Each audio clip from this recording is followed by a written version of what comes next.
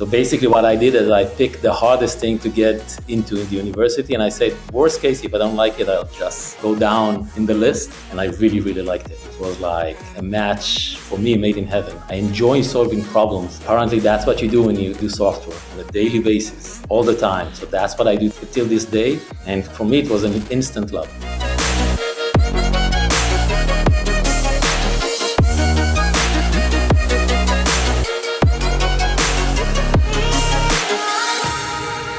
Alrighty, hello everyone and welcome to the Dealmaker Show. So today we have a really fantastic founder, a founder that has done it many times and with a lot of success. Every single, time around that he starts a company, it comes with a hit, with a nice outcome. So he's become an expert baseball player, I would say, when it comes to being a startup founder, because every time, he gets the ball, he hits it out of the park. But again, today we're going to be talking about, the building, the scaling, the financing, the exiting, so all of that good stuff that we like to hear.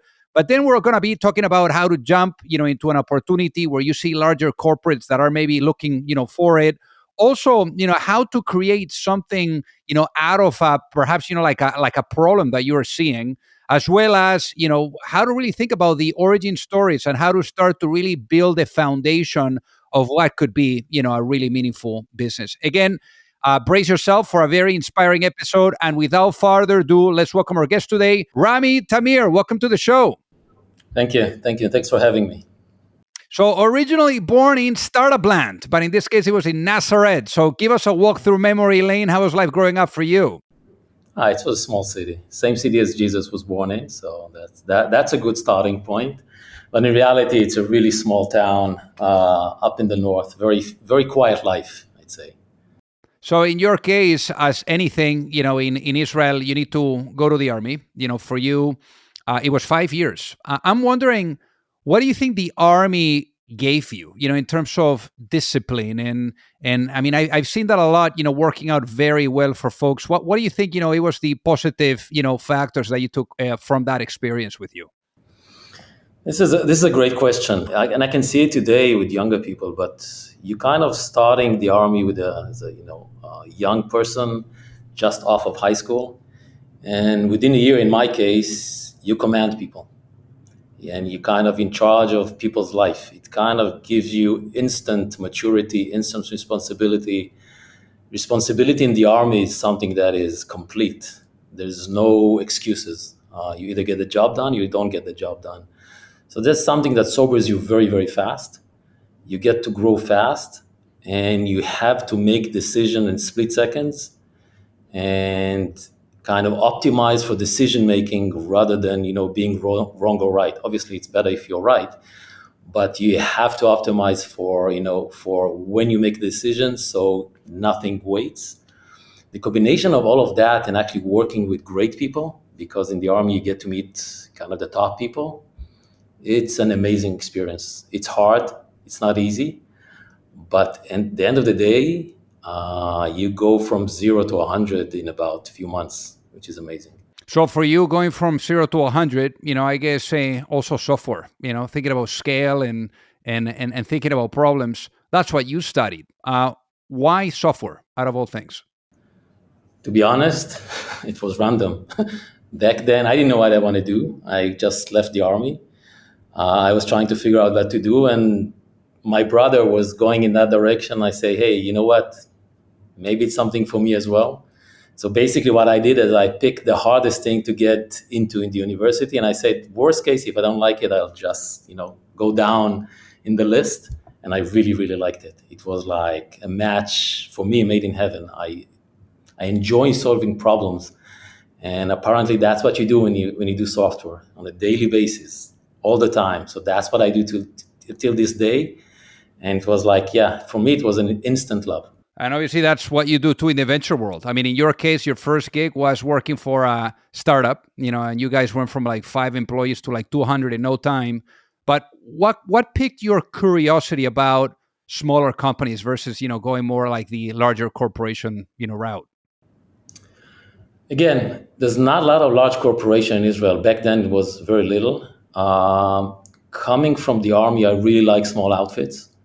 You can influence, you can learn, you can look sideways and know what's going on. It's not something that is hard to understand. So I gravitated towards small companies. And the first company was someone I knew kind of said, "Hey, are you interested in joining us?" I said, "Yeah, sure."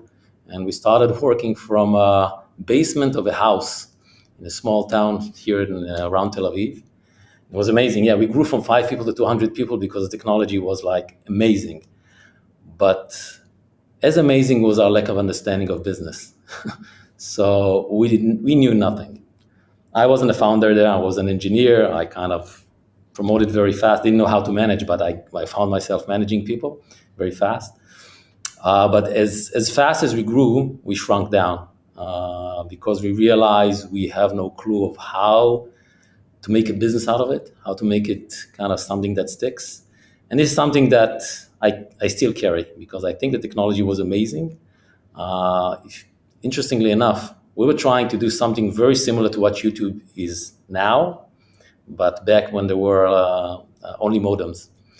And the bandwidth was not great. So we had to develop amazing technology to get there. End of the day, nothing was ready for something like that. Well, I mean, in your case, after that experience, you went at it with consulting. For how long did you do consulting before you realized that there was an opportunity that made sense to serve people like Cisco? So I decided to do some consulting after this gig because I wanted to kind of clear my head, try to understand, am I ready to actually start something on my own or should I join another opportunity? So I had a lot of assets coming from that company. So I just spent 6 months working with companies, coding, helping them develop around video networking. That was my strength. It was great, but it was boring because when you're a consultant, what you get to do end of the day is the non-core things. You get to do what the companies kind of wants to bring up very fast, and usually you have to hand it over very fast. So after 6 months, although it was very lucrative, I made a lot of money out of it, but I decided it's not for me. And back then I met who is my partner until today, Benny Schneider, and we started our first company together. The Well, first that's company was around networking. I like in here the quote of Richard Branson that says that ideas they're like buses. You got to make sure you get in the right bus, right? Before the door closes. Now, in your case, the way that you guys went about that is you seized the opportunity. And I want to talk about the way that you guys went about that because literally, in this case, it was a really fast, type of cycle from point A all the way to point C with Pentacom. So how did that, journey, how was that journey of really seeing the opportunity and being like, let's go? Because this was also your very first business that you were co-founding. So walk us through that. So we started out doing something else. We wanted to do kind of, if you know what packet processor is, back then it was all the rage. So we set out to do that. It was starting, people talked about it, that was interesting. And when you start a new company, you're going to people and you pitch the idea, you get feedback, you morph, you morph, you morph. One of the places we went to get feedback obviously was Cisco, because Cisco back then, I'm not sure if people know that today, Cisco back then was what I don't know, Apple is today, or maybe Google, or it was a giant, amazing business. So they say, yeah, this is interesting, but we have something more interesting. We are working on something new, and if you're interested to actually join and develop a component in that, that'll be very interesting for us, but it's up to you. So seizing the opportunity is daunting because what we had to do is come up with it was starting with hardware, develop a whole hardware, whole chassis, two type of line cards in speeds that were not common back then. And Cisco was coming up with a line of products in a year. So we had a year to actually kind of go ahead and bring that to market, because if you miss the bus, they'll have to come up with another solution. So we decided, you know what, we'll put the other idea aside. I'll tell you what happened with it later on. And we're going all in. All in meant actually doing All of that development in a year. Towards the end, we worked in shifts to actually make that happen. And I think in 2 quarters after we shipped the first product, we covered all the cost of the company. It was an amazing success, and Cisco picked us up, and we became part of Cisco. And by the way, our original idea, one of the other founders took it, created a company out of it, and it was sold after a few years to Cisco as well. Wow. So this was your first rodeo really on the M&A side, right? Like getting the company acquired. How was that, that moment where you guys received the phone call, from Cisco and really developing that all the way to the finish line to the acquisition crystallizing? Yeah, nerve-wracking because everything can go wrong. But back then, Cisco was really, really proficient in acquiring company and assimilating them. I haven't seen such efficiency since. It's something that they kind of built and mastered. So that was a school for me. And later on, when I was in Cisco, one of my roles as someone who was acquired, helping other companies who were acquired to get assimilated, to understand what it means, to walk them through the whole thing. And that's something there's a lot of lessons to be learned from that, how to do it properly on the acquiring side and on the acquired side. There's a lot of things can go wrong in an acquisition. Most acquisition fail, and it's easy to mess the whole thing up. There's a few things, if you do right, you have better opportunity or better shot at making it correctly, but it's hard. It's really hard. So just to close the loop, it was rumored that it was for about 180 million. Obviously not disclosed, but that's what people can see on Crunchbase. So amazing outcome. I guess to this point that you're referencing, what would be the three main ingredients that the founders listening to us should keep in mind when thinking about getting their company acquired, based on what you've seen and also that experience that you were alluding to at Cisco? I think the first thing is don't think about getting acquired.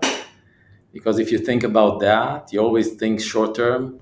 You don't develop your company. A company is not being sold, it's being acquired, if that makes sense. If you have someone interested, they'll reach out for you. If you're building a company to get acquired, in most cases, you'll probably fall short because you will not develop your marketing enough. You'll not develop your go-to-market and your sales and everything to do with being a proper company.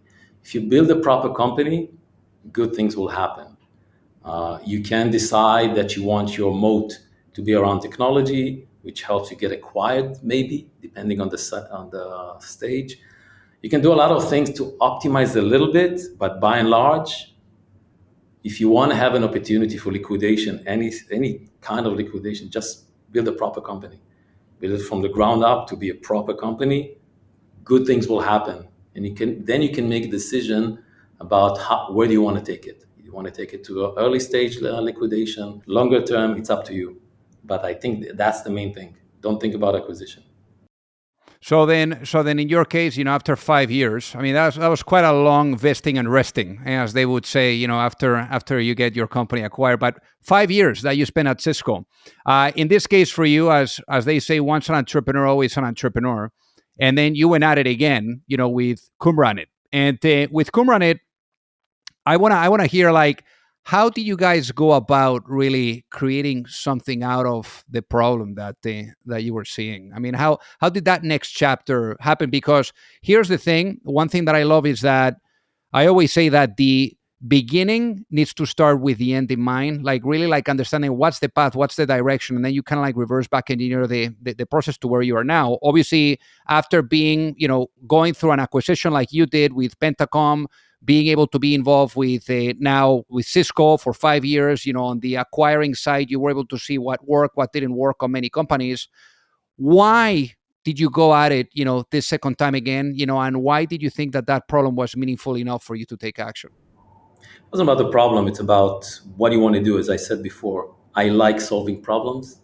And early stage startups, you solve more problems a day that any corporate employee solve. I don't know, pick it months, a year, I don't know. You get to solve problems. Some of it's not easy because you have to make a lot of decisions. Most of your decisions fail because you're working against all odds. but I like that atmosphere. I like the, working against the odds, sitting in a room with amazing, smart people trying to solve problems, hard problems. This is what I thrive on. This is what I like. So it was obvious for me that I want to do it again and again and again. So that wasn't a question. That's incredible. So how was the journey with Kumbranit? So, as the previous one, we started wanting to solve IO kind of solution for modern servers. It took us about 2 to 3 months to realize, more than that actually, six months to realize that the market is not there because it's really fragmented. It's going to be hard to go after, um, create a go-to market that is coherent enough for a startup to do.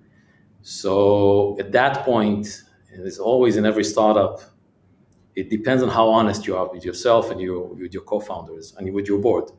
Because the easiest thing to do is kind of say, you know what, let's try some more, try some more, try some more. At some point, you just find yourself kind of, okay, it's too late to do anything and you're done. So with me and Benny, my partner, is like we always brutally honest. We get into a room and trying to figure things out.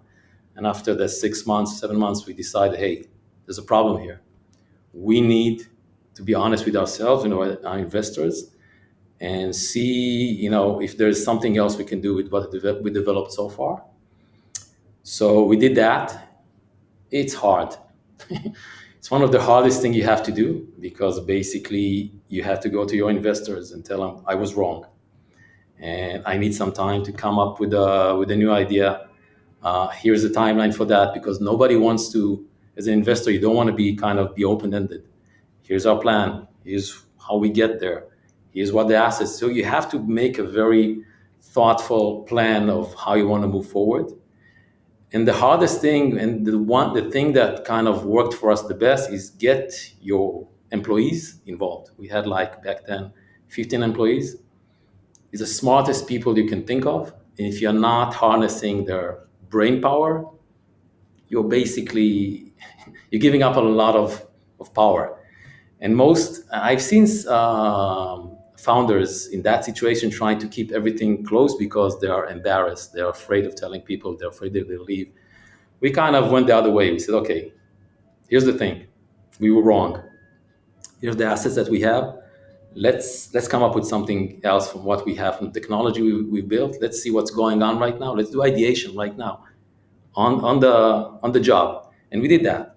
And what we came up with became KVM. So KVM is the kernel-based virtual machine. It's the standard virtualization for Linux. That's the engine that today runs Amazon Cloud and Google Cloud and Oracle Cloud and every cloud you can think of. And we did that because, in a discussion with our engineers, talking about trends, talking about what's going on, talking about what we should do, and we had kernel of the technology for that. We developed that. We were very, very naive about open source. So we said, hey, let's offer it to the Linux kernel people. And it was accepted in the Linux kernel in 2 weeks after we patched it, which was, everybody thought it was, what? That can never happen. But we were naive, so we didn't know. And from there on, it's still in the Linux kernel, and the company was acquired, I think a year and a half after that by Red Hat, the open source giant, to be on top of virtualization. So we kind of, out of the problem that we have, we identified a trend or a theme that we can go after. Because we were in the market, we could have identified that in the right architecture. And from that, we actually, from the low point that we were on, we kind of pivoted into something very strong that created an amazing product. And the amazing product is not because of us, it's because the engineers that worked on it did an amazing job. And that acquisition, I believe, it was announced for 120 million. One thing that I want to ask you here is co-founder dynamics. Because it sounds that you've been able to really have the opportunity and the luck of meeting, co-founders like Benny, that you haven't done just one, you've done multiple companies with great outcomes. How do you think? What do you think? Makes your guys' relationship so special? It's it's a little bit like marriage. You have to know your strengths and your weaknesses. You have to know to listen, and when not to listen. It's kind of it's a dynamic that works, but you have to want to make that work. Usually founders have a lot of egos, and we have egos, but we know that when we walk into a room and we have to solve a problem, we have to put it aside and create some sort of a framework to making decisions. And it helps a lot that we are both engineers. Engineering culture, it's about kind of the merits of the idea and not who suggested it, who did that, who's doing what. It's about that. So it's always easy. It's kind of, think about it as a prolonged design review. We go over things, we solve things. There's always ups and downs in that. But the fact that, we've been through some hardships and successes, we know where our strengths and our weaknesses, and they're different. We complete each other. We're not the same person. Helps a lot. And yeah, I think it's unique because I've been in boards. I'm sitting on boards because I'm doing angel investments. I've seen on companies that went under because the founders did not get along, because they didn't manage to actually solve their problems. They put their problems ahead of the company's issue or the success of the companies, and it's the first thing that will drive a company to the ground. Is if the founders are, having a hard time working with each other. Yeah, that's a bust. Now, obviously, at this point, two companies, two exits. As they say, once you're lucky, twice you're good. Yeah. The problem that I've seen is that when you realize that, your confidence can go out of the roof, and you can drink your own Kool-Aid, right? And with your next company, Ravelo, actually, arguably, it's rumored, in the $500 million outcome, but amazing, success story. A company that got acquired by Oracle. How did you guys go about, just not being too overconfident, just like really understanding what that next chapter would be, and also walk us through that journey as well? I can tell you that that's, for me, it's not a problem being overconfident. Once you start a startup, you're paranoid for a reason, because you're going up against so many things that can go wrong.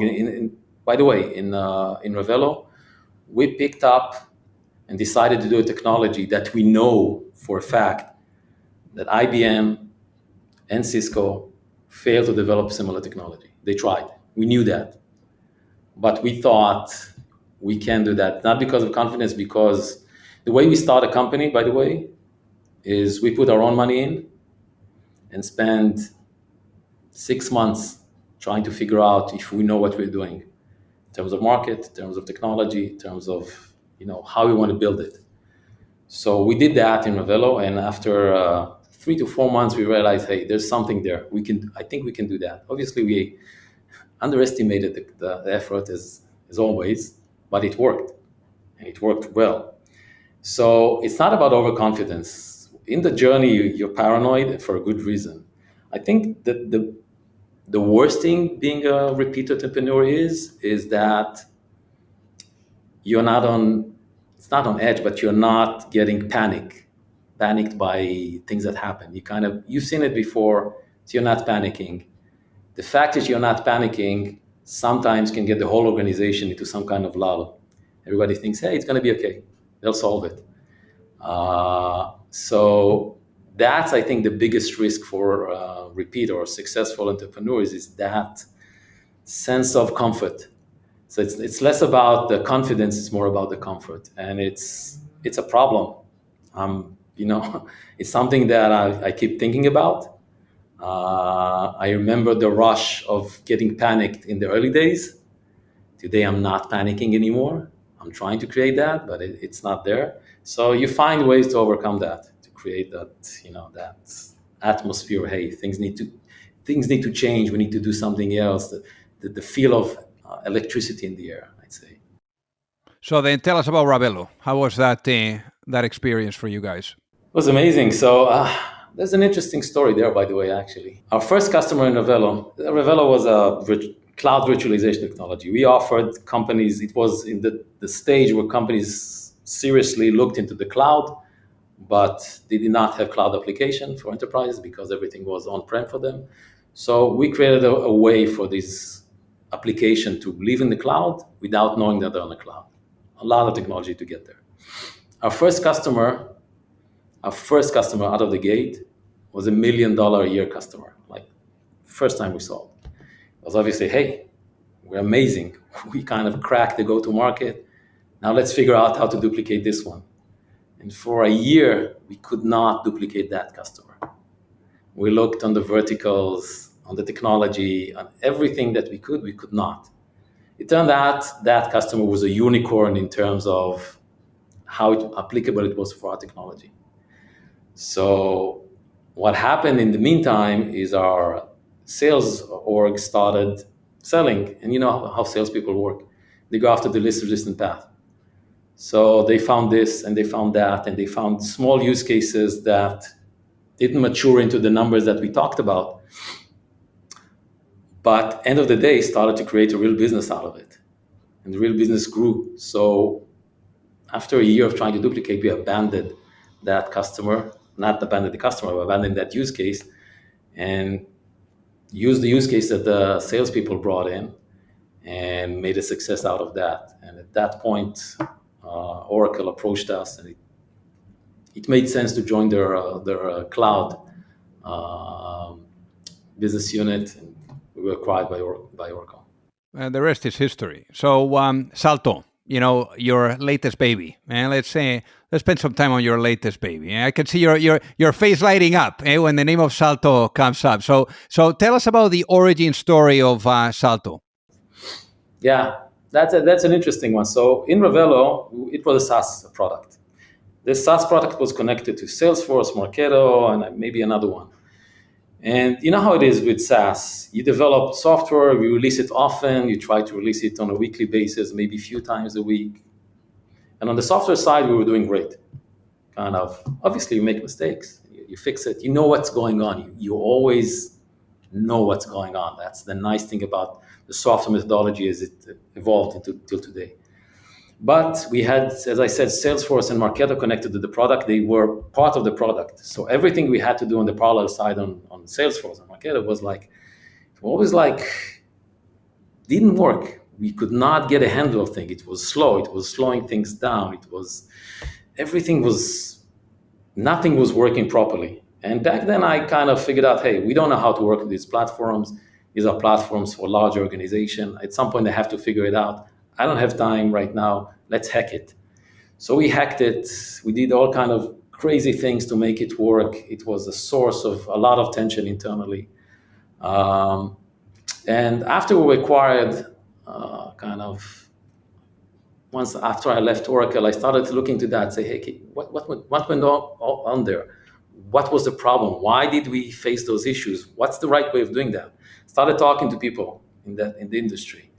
And what I realized, this is not our problem. This is not about not being professional, being a small company or anything.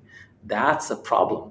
SaaS applications are configuration. This is something that they're doing on a daily basis. There are hundreds of changes going to these SaaS platforms on a daily and monthly basis, are done in a very manual way, error-prone, not systematic, in a cadence that doesn't match what we used to in software delivery. So for me, it was, we're engineers. If we can bring that solution to that problem, we may have something. So we spent some time, we started the company, put our own money, spent some time seeing if we can develop a technology for that. And we came with what Salto is, kind of a way to extract the configuration, kind of construct it in a text format and take the whole route of software delivery as it was developed in the last 2 to 3 decades in the software side to SaaS applications. And obviously, because we were looking for challenges, we said we want to do that for all software all SaaS platforms. So we developed some sort of an engine that can handle all of them. Spend a lot of time in technology on this, and this is what we have right now. We support something like 20 and growing number of SaaS, and we have everything that I talked about right now. If I could talk to Rami back then, I could offer him, hey, here's a solution for you. It can connect to everything and can do whatever you hoped it will do. So that's what we're doing in Salto. So I guess for the people listening, how do you guys make money? What's the business model? So we go after IT departments. So we have 3 types of SaaS applications that we support. One is business applications, Salesforce, NetSuite, and similar. The other one is IT application, Jira, Zendesk, Google Workspace, etc. And the third one, which is an exciting one because again we stumbled on it like 6 months ago, it was security applications. Because if you do proper change management in security application, I mean like Okta and Microsoft Entra and Jump and Intune and a bunch of others. If you do proper change management for security application, for security SaaS, that's the first stage of security because you know who's done what. You're analyzing the configuration. You can revert the change. You can back up everything. You have full monitor and audit trail of every change that happened, and you can go back. So that's the first stage of security. From there on, you can take a look at the configuration. We look at all configuration, we understand it. We know what's related to what. We can offer fixes to a misconfiguration and avoid security holes on the development end of things before it hits production. So lots of benefits for that. So the way we make money, we're going to go to the IT departments of these applications, and we offer them that. And for most of them, that translates into efficiency, translate into reducing the tech debt on this platform, getting to a point where you have enough feature velocity on your sales force means money for the company because that's where the business is. And for every of those SaaS application, and that works. It's hard because this is a new category, but end of the day, once you're in, we have a saying internally that says they always come back. Once someone is exposed to the idea, it can take them a month, 2 months, three, sometimes a year, sometimes 2 years. But at some point, they come back and say, hey, we need that now. And this is something really, really powerful. I don't have to explain the pain or anything. It's just about, hey, here is how it does it. Let's go in. And sometimes they'll say, you know what, it's too early for me. I'm not ready for that. But at some point, they'll get to us. So I guess, for this too, how much capital have you guys raised to date? Close to 70 million. Obviously now, with all those exits, and all those big numbers of success, under your back, on your back, it's saying investors probably throwing money at you. How did you go about filtering the right people for the right reasons here? It's if you take a look at the employee list in Salto, you'll see a lot of employees from Ravello, from previous ones. So we kind of tried, once you learn how to work with someone like the relationship I had with Benny, you try to maintain the relationship. So some of our investors are old investors like Bessemer, some are new ones, but by and large, I know what to look for in an investor. Um, so it's something that you kind of grow into. The way to look at it is try to imagine a board relationship. A board relationship can be stressful, but you want to be in the room with the right people to make the right decision and not just appease the other side. So that's how I pick them up, or how we pick each other up, because that's what they're looking for as well. So it's a combination of old investors and new investors that we kind of learn as we go along. So that's how we pick them. Yeah. So obviously, like when it comes to raising money, it's all about the vision, no? So if you were to go to sleep tonight, Rami, and you wake up in a world where the vision of Salto is fully realized, what does that world look like? Huh. It's a world without work for me. It's a world where you can actually take a look at your SaaS portfolio and know exactly what's going on. I keep quoting one of the CIO I went to in the beginning, kind of when we started, when he only had a slide deck. So that is interesting. This guy was in charge. It was a big gaming company. He was in charge of the DevOps of the actual application and the SaaS. He said, with my DevOps, I feel like I'm ready for 2050. Everything, I know exactly what's going on. I know, the rate, everything will go in. I'm like a machine. With my SaaS application, I feel like I'm in the 90s. I know nothing. I don't sleep at night. Everything can break tomorrow and I will have no idea what's going on. So the world where the vision of Salto is there, this is like copy what happened to IT, like in the early 2000, bring it here. That's reality. Be able to do any change that you want in a way that even if you make a mistake, yeah, that's okay. That's the world. Looks like a beautiful world to me. So now Yeah. let's talk about the past. and doing so with a lens of reflection, because obviously, you've had quite the successful journey, the successful path, and a lot of lessons learned, I'm sure, all along the way, because it's not a straight line, as we all know. Now, imagine I put you into a time machine, and I bring you back in time, to that moment where you were graduating, with your software degree, and before jumping into the venture world. Let's say you were able to go right there and showing up and giving that younger Rami one piece of advice before launching a business, and why. What would that be, and why, given what you know now? Yeah, there's two things I think that are important. One, and it's yeah, I apologize in advance. It's a little bit of cliches, but it's the kernel there is true. So as a startup, you're in a disadvantage. You have less people, less money, no routes to market. So the only thing that you have that is better than the big guys is your ability to make changes. If you forego that, if you're not making the changes, evolving your idea to actually meet the market, you're losing your only advantage is you kind of playing the big guys game without anything. So you lose. And being able to constantly change, evolve your idea is not easy because it means you have to admit mistakes. You have to admit this is wrong. You have to go to people that worked like few nights without sleep to make something work and tell them, hey, you know what, this is not important anymore. Let's do this instead. So that's a constant thing. You have to keep doing that. If you do that correctly, you should avoid thrashing, obviously, because thrashing is a mistake. If you do that correctly, you have a much better, uh, you know, odds of success. That's number one. And number two, as I told you about the engineers, I think it was in Kubernetes, I recruit the best engineers and people that I can find. I'm not compromising on anything.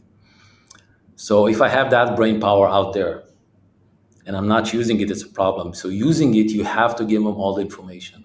So through the years, through the companies, what we developed is a culture of kind of brutal transparency. Every meeting with a customer, every meeting internally, everything is transcribed, put on an internal tool that everybody can see. What I expect people to do is make yourself kind of go through the information. And if you want to tell me that I'm wrong, base it on what you see. And obviously, I have no kind of knowledge that came from ancient time. I'm as smart as you, maybe less so. Tell me that I'm wrong. I'd love for you to tell me that I'm wrong. Show me that, and we'll make a change. But in order to do that, I have to be transparent with them and give them all information. The kind of the instinct of founders in the beginning, early kind of young founders, is kind of keep all information to themselves because part of the information are things that are not going well. In a startup, 90% of the things that are happening are not going well because it's an uphill battle. If you kind of keep it to yourself and not share that information, you're not harnessing the brain power that you have out there, and you're missing on 80% of the value you can get from them. So I love that it. is the I love it, Rami. Thank you for sharing that. Very profound. For the people that are listening that would love to reach out and say hi, what is the best way for them to do so? LinkedIn probably. Rami Tamir on LinkedIn. Reach out. I'm always accepting invites. Amazing. Well, easy enough. Well, Rami, thank you so much for being on the Deal Maker Show today. It has been an absolute honor to have you with us. Thank you. Thanks a lot for having me.